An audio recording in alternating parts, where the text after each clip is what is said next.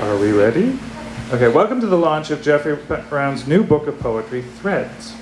My name's Trevor McNaughton and I'll be your host this evening. Now before we get started, just to let you know, Jeffrey will be reading some poems in between my questions, and then we'll open up to the floor for general questions at the end, and then we'll do, I guess, signing? The signing, sure. Yes. Jeffrey is, among other things, not only a poet, but he's also the author of 15 other books, including the Lambda-winning Dan Sharp mystery series. Jeffrey was born in Sudbury, Ontario, and grew up in Windsor and Halifax. He's an award-winning author, filmmaker, and songwriter. His breakout novel, A Cage of Bones, based in part in his work in Europe's fashion industry, was listed on After Elton's 50 Best Gay Books. His short film, My Heart Belongs to Daddy, won awards for Best Canadian Director and Best Use of Music. His previous book of poetry, In the Museum of Leonardo da Vinci, was nominated for a Relit Award.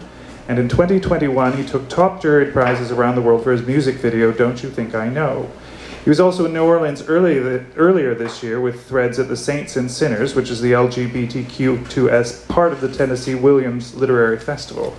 So, without any further ado, would you please welcome Jeffrey Brown. Thank you very much. Is my microphone working? Yes. Yes, excellent. Okay. And I want to welcome all of you here. Thank you for braving the snowstorm in April of all. Welcome to climate change. Hello. And also, I know we've got a bit of an increase in the COVID situation, so I'm thrilled that you were all brave enough and hopefully healthy enough to come out tonight. It occurred to me that 2 years ago, we were all saying, oh, this would be over really quickly. And here we are. And some smart person said, yeah, it's kind of like the Spanish flu, and when did that end? And an even smarter person said, it didn't. It's still going on 100 years later. Which reminded me, when I was putting some of the poems together for this book, that a number of the earlier ones were written during another pandemic that is not over yet, the AIDS pandemic. And some of the poems will reflect that, even though I didn't write about it directly, but I think you'll see what I'm talking about.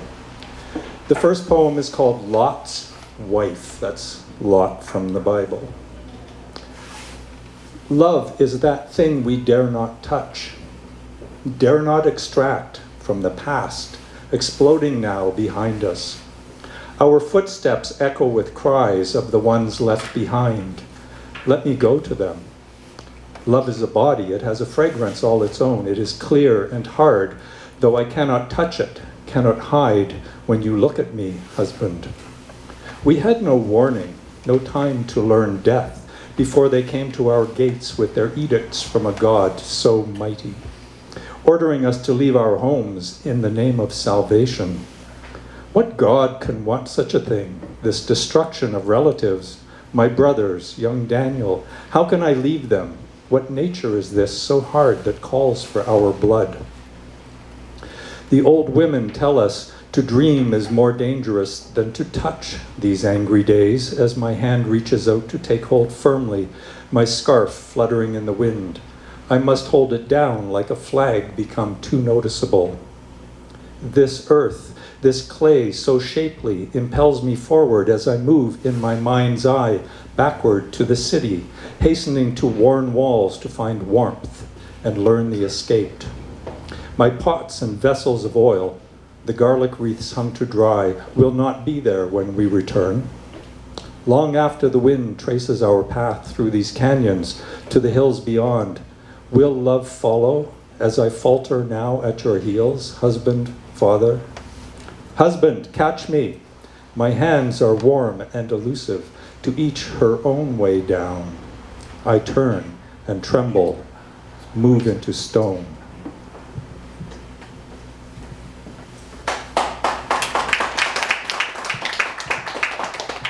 Thank you. I'll read another poem and then I'll turn things back over to Trevor for a moment. Preparations for arrival. I rehearse my dying, establish its rhythms, its small victories daily. I know how to approach death in many ways without ever arriving. Dying is an event like any other, a date to mark on the calendar, like the foreclosure of something smaller than a house. There is someone living within. Who am I now? The symptoms are frightful. I am not who I am. I cannot be myself in this company I keep. If I look in the mirror, death is the idea facing me there. I have gone beyond need. Salvation keeps such strange company. Bowls of fruit, warm milk. I eat for two, but consume less to conserve space inside me. I am a simultaneity. My shadow lives within. Death is a considerate lodger. He knows my ins and outs, installs himself bit by bit, insinuating himself in my heart like a beautiful lover. It's like living under glass. The bell will chime presently to let us know the ether is in place, the jar closed. Sanctuary. He is a good guest, after all, has warm hands, clean habits, though they do not coincide with mine. Perhaps we will learn each other's ways living together so intimately. What could be finer? We are keen to know one another, like old friends, getting reacquainted after many years apart. We use each other. It is not frightful, merely unforgiving and relentless. To be known so intimately is a strange seduction. How is it, once again, love has got the better of me? Great, thank you so much. You know how much I love this book, and it was hard for me to pick some poems that I like to mention it because there were so many. But in preparations for Arrival, which has so many lovely lines, especially "Death waits like a lodger" was just killing me. I read the poem and it threw me because on an initial reading I thought, oh, it's about death. Okay, fine, cool. And then I read it again, and then it hit the last line again, and I thought, oh, wait a minute. It's not about death, it's about falling in love again and dreading it. So now I'm confused. So which is it? Is it both or what? I would never tell a reader what to think. I can tell you what I was thinking, though. Go for it. When AIDS came on the scene in the early 80s and progressed through the decade, and then later on, before we had medication to treat it, there was a very extreme paranoia going around, especially for those of us who went out to nightclubs and kissed and hugged our friends, when we realized we didn't know how we caught this thing. Was it like a flu? Did you catch it from hugging somebody? Did you catch it from kissing somebody?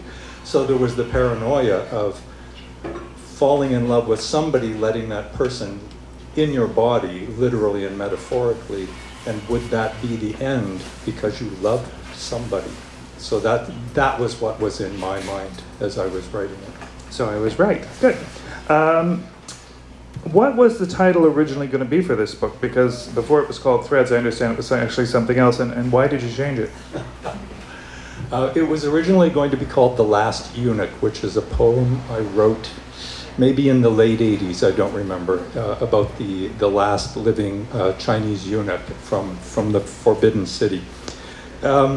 I thought it was a great poem, and I thought it was a great title for the collection, and I submitted it to the publisher, Louis Ceci, a Beautiful Dreamer Press. And he said, oh, I love your collection. He said, yeah, I'm going to publish it. I just have a couple of suggestions. And I thought, okay, so how bad can they be? And he came back to me and said, okay, the main one is this. We want to drop this poem called The Last Eunuch and call it Threads. And it took me about 3 days. It was like a little bit of a sucker punch. And I just thought, oh my God, this is what I've been living with, these poems for all these years. And then I thought about it. I thought, no, it makes perfect sense. And he was right. He was absolutely right. And I was able to include different poems into the collection because the title is more overarching, I think. And then he came up with this incredible cover that I just think is the best cover of oh, it's amazing. So many books I've had. Yeah. Now, I was surprised to learn that these poems weren't necessarily written in sequence or all at once, and in some cases that there were actually years or even decades in between some of them. Now, when you're putting together a book like this, I imagine it's pretty thematic, but was it thematic, or did you just was it kind of accidental coming all together?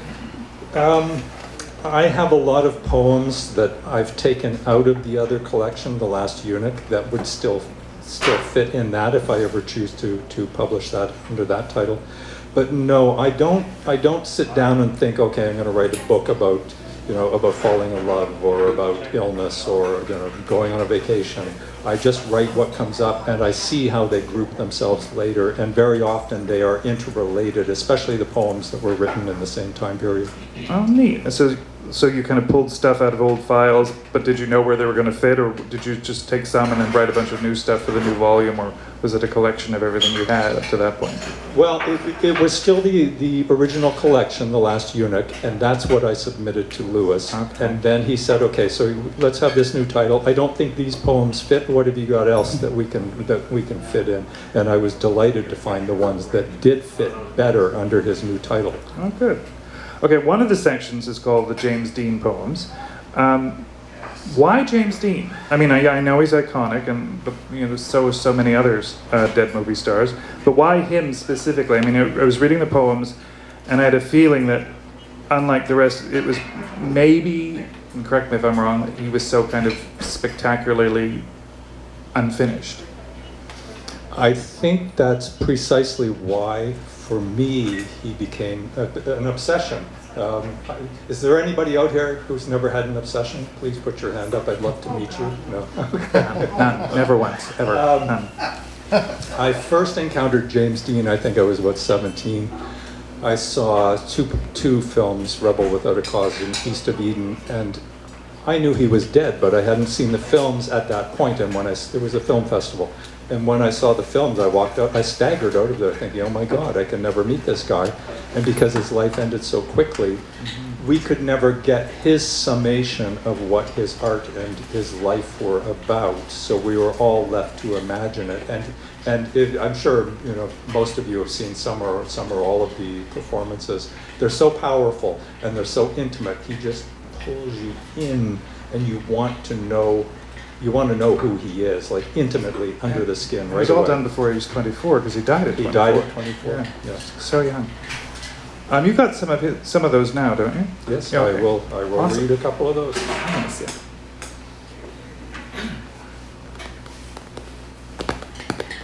And this section, in fact, it's called the James Dean poems. This actually works better under the heading of threads than it does under the Last Eunuch, so I was quite pleased with that.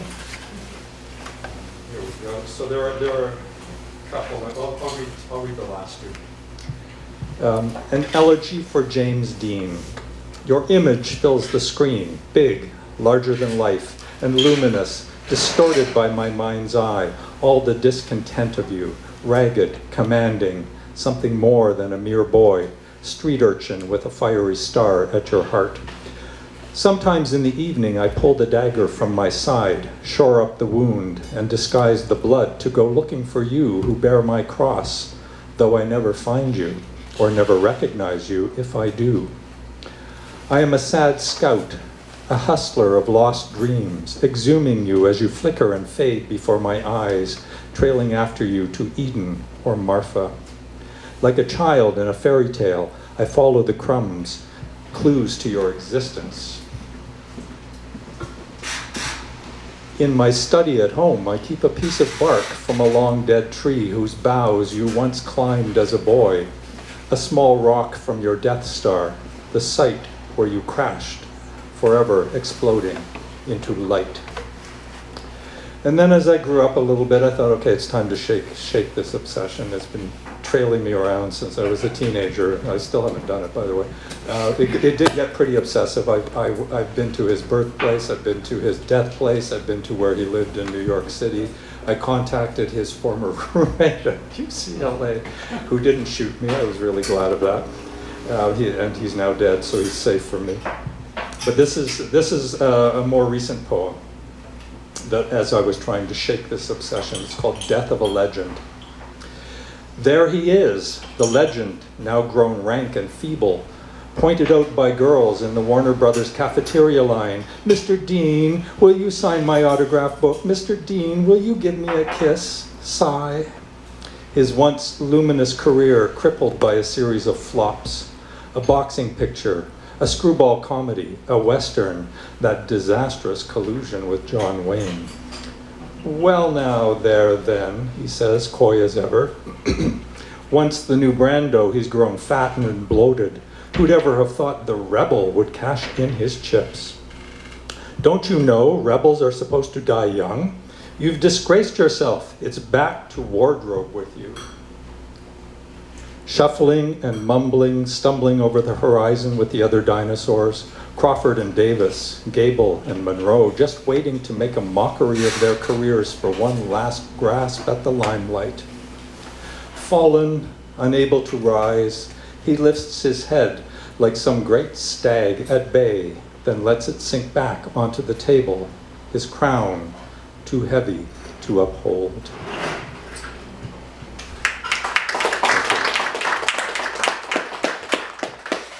Now, one of the things I was interested in, because I've read the whole book, you guys will see it when you read it, the tone of these poems is very calm. It's almost not indifferent, but like that. It's remote. It's like it's one removed from the events being described. And it sounds like a much, much older voice speaking, which is strange because the voices are incredibly varied and the speech is different in each poem. I mean, some are extraordinarily eloquent, almost Elizabethan in the quality of speech, and others are very modern, very blunt, almost coarse. Now, did you do that intentionally, or did they just come to you that way? You're talking specifically about the voice in each poem? The voice, not the tone, but the tone seems so much older, but the voices themselves are very different.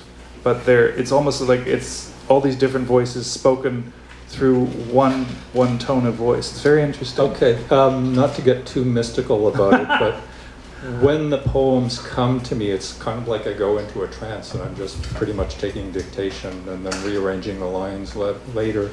So I don't think about it at all. I think I'm actually in this part of my brain, not this part of my brain at all. This part, the editorializing brain comes into play later, but while I'm there, it's like I'm an antenna and I'm just pulling it in from wherever it's coming from. I mean, it's always interesting to people who don't write poetry or don't do music or anything like that. Like, they hear, like, where does that come from? It's just a mystery. Which, of course, leads to my next poem. Do these come in pieces, bits and pieces? Do they call on all whole at once? I mean, are they polite enough to wait until you actually have a pencil, or do they get you in the shower while you're shopping for Vim or something? I mean, or do they just come in bits? You know what I mean? It's kind of inappropriate sometimes. Do they come all at once, or do they just sort of bits and pieces that... Tom Waits used to complain that he'd always get bits of songs stuck in his head when he was driving in LA, and he didn't have a pencil handy, and he'd freak out and say, "Oh, bother Leonard Cohen or somebody." But when you get these things, do you get them wholesale, or do you just get little pieces, little threads? I usually get a glimmer that something's coming. I'll be, thinking I might be driving or I might be cooking, and I'll hear this line, and if it will become insistent that it repeats, and I think, oh, somebody's talking. Okay, you said, okay, yeah, got it. Yeah. And then as soon as I register it, something else will come in, something else and something else. Occasionally, not so much anymore, but when I was a kid, they used to come fully formed. And by that I mean fully formed in rhyme. They would actually rhyme. They were usually pretty short. I don't know if I'm going to be able to remember it, but one I wrote, I was actually in a yoga posture. Of course. As I lay dying, the cats gathered round me and whispered such words I was longing to hear. The cocks in the meadows began to proclaim it. The time of my dying was drawing quite near. And as I lay weeping for wanton emotions and colors unsoftened on palettes of gold, I felt what I knew at the time to be freedom, and knew it was nothing like what I'd been told.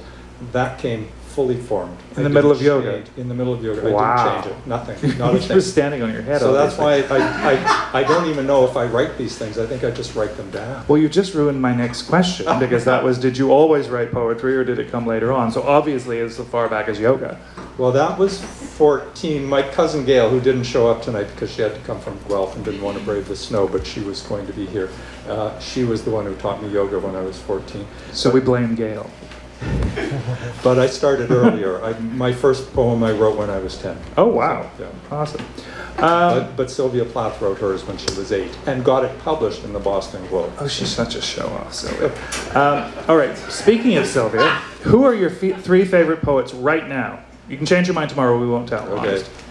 Gwendolyn McEwen, Canadian. Hello, Toronto. Yay! Yeah. Sylvia Plath and William Shakespeare. No question. Oh, all right. Now, the one thing I noticed a lot of things in this when I read it. There's a very strong sense of loss in all of these poems. Now, I seem to be repeating the question, but is this something you were aware of when you were putting these together, or is it something that you noticed afterwards, or was it intentional at all? No, it's never intentional. I go with what comes to me. I suspect that emotional events trigger some of these things. But if I sat back and thought, okay, I'm writing a poem today, what happened 5 days ago? I suspect there might be a through line there, but I've never really thought about it. Okay. Now you've got 2 more for us. Oh yes. Okay. What am I reading? I can't read that even off the top. Window and would be. Oh, window. Yes. Thank you. Okay. This is called Window.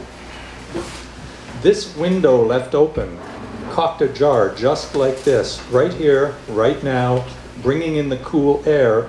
The trickle of the fountain in the garden below is the same window left ajar in thousands of cities on every continent around the world, now and before.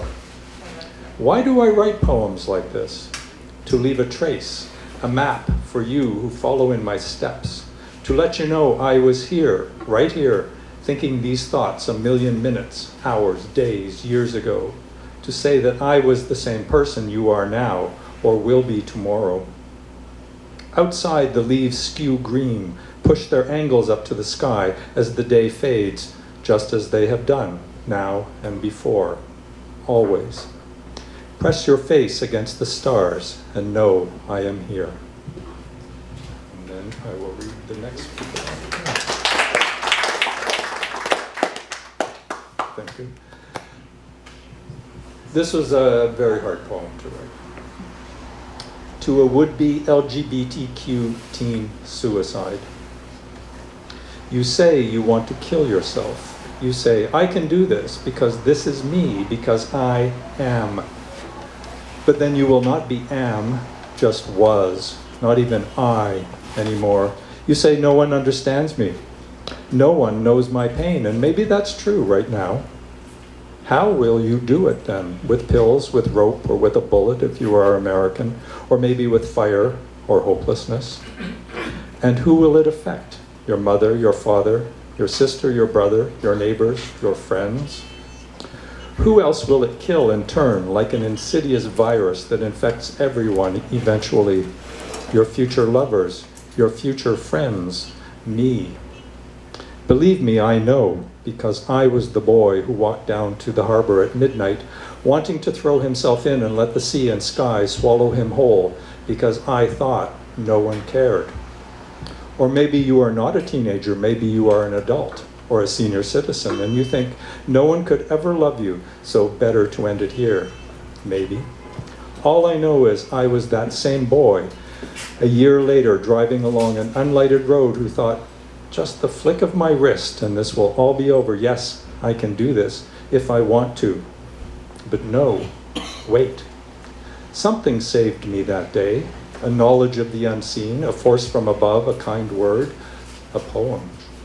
I don't remember now what it was, just an idea that the fire in my belly would not burn forever, that life could taste sweet once more. So I clung on, my hands shaking on that steering wheel, my sneakers turning back from the water, lapping at my feet, at the edge.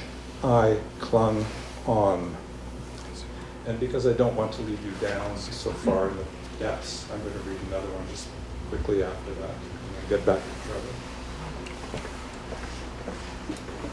This is called Metabolic. I think this is a bit lighter.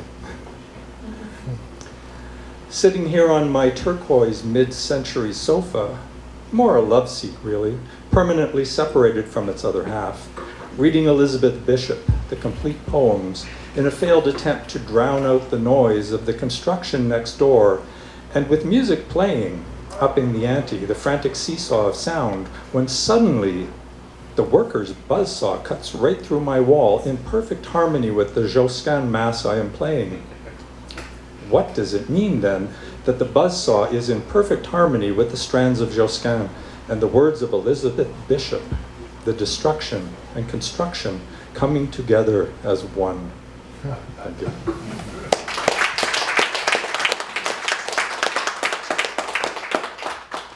Okay, you write novels, you write mystery stories, you write poetry, and I know you write music.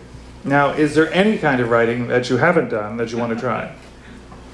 I don't know what's left, but you can take a stab at it. Anything with accounting and numbers in it, I don't